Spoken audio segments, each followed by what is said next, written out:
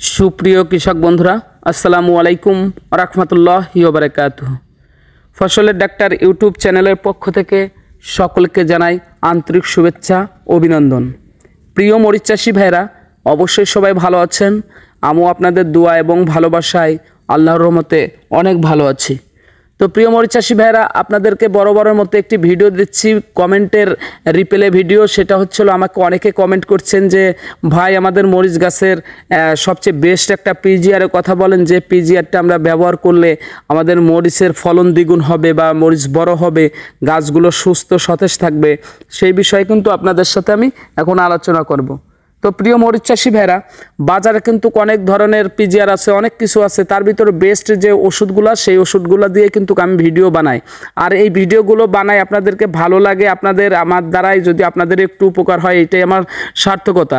বিশেষ করে আমি নতুন, এই চ্যানেলটা আমার নতুন করেছি, তা নতুন হিসেবে আমার চ্যানেলটা ইনশাল্লাহ আপনাদের ভালোবাসায় অনেক অনেক পরিবারের সাথে সংযুক্ত হয়েছে এবং সবাই উপকারিত হচ্ছে। আমাকে কমেন্ট করছে, আমি কমেন্টের ভিডিও দিচ্ছি, আমাকে ফোন করে জানতে চাচ্ছে ভাই এইভাবে কোন কীটনাশকটা ব্যবহার করলে ভালো হবে। তো এ টু জেড এটা ওটা মিলে কিন্তু ইনশাল্লাহ আপনাদের সাপোর্ট পেয়ে যাচ্ছি। তো প্রিয় মরিচ চাষি ভাইরা, আমি আপনাদেরকে পিজিআরের কথা বলবো। আমাকে কমেন্ট করে বলছে, যেমন বর্তমান সিচুয়েশনে মরিচ গাছের কী সমস্যা, সেটা হচ্ছে মরিচ গাছের পাতাগুলো হলুদ হয়ে কিন্তু ঝরে পড়ে যাচ্ছে। বেশি সমস্যা হচ্ছে মরিচ গাছের পাতা কিন্তু হলুদ হয়ে ঝরে পড়ে যাচ্ছে, আর এমনভাবে ঝরে পড়ে যাচ্ছে যে কোনো ওষুধ দিয়েও কিন্তু আপনার কোনো কাজ হচ্ছে না। এবং তারপরে আপনাদের মরিচ গাছের ডালগুলো শুধু দাঁড়ায় আছে, এবং বিশেষ করে ছোট ছোট আকৃতির মরিচ যেগুলো, ওগুলো কিন্তু বড় হচ্ছে না। এইগুলো সমস্যার সমাধান কিভাবে করা যায় এবং কোন পিজিআরটা বেস্ট হবে সেটা আপনাদেরকে বলে দিচ্ছি। এবং শুধু পিজিআর না, পিজিআরের সাথে আরও 2টা ওষুধের কথা বলবো। আপনারা আমি যেভাবে বলবি এইভাবে স্প্রে করবেন, ইনশাল্লাহ সবচেয়ে ভালো একটি রেজাল্ট পাবেন প্রিয় কৃষক বন্ধুরা। তো পিজিআরের বলবো আমি সবচেয়ে ভালো বেস্ট একটা মরিচের ক্ষেত্রে যে পিজিআরটা সবচেয়ে আমরা সবার পরিচিত, এটা ব্যবহার বিধিটা জেনে নেবেন। সেটা হচ্ছে মিমপেক্স কোম্পানির বায়োগ্রিন। আপনারা দেখতেই পারছেন ডিসপ্লেতে মিমপেক্স কোম্পানির বায়োগ্রিন। এই মিমপেক্স কোম্পানির বায়োগ্রিনটা অত্যন্ত ভালো, খুবই বেস্ট একটা পিজিআর। এটা আপনারা মরিচের জন্য ব্যবহার করবেন প্রতি 16 লিটার পানিতে 50 মিলি করে। এবং তার সাথে আমি দেখেন আরেকটা ওষুধ দিচ্ছি, এই যে পাতা হলুদ হয়ে ঝরে পড়ে যাচ্ছে এর জন্য। কিন্তু আরেকটা কথা বলি, বায়োগ্রিন দিলে আপনাদের মরিচগুলো দ্রুত কিন্তু বড় হয়ে যাবে। তো তার সাথে যে আমি একটা কথা বলবো, সেটা হলো মিমপেক্স কোম্পানির আশামিল। এটার গ্রুপ উপাদান হচ্ছে ম্যানকোজেব প্লাস মেটালিক সেল।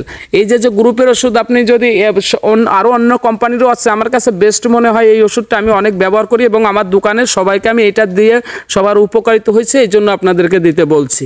তো এই যে আশামিল, এটা দিবেন 100 গ্রামের যে প্যাকেটটা দেখতে পাচ্ছেন, এর প্রতি 16 লিটার পানিতে দেবেন 50 গ্রাম।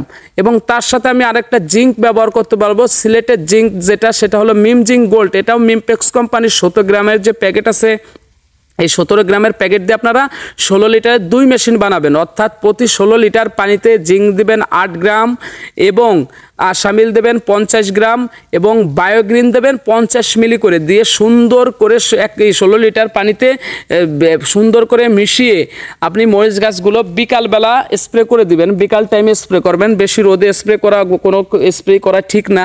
স্প্রে করে দেবেন সুন্দর করে। আপনার গাছের পরবর্তী দেখবেন 3 থেকে 4 দিন পর আপনার গাছগুলোর পাতা অত্যন্ত কালো বা সবুজ, যেটাকে বলি সবুজ হয়ে যাচ্ছে।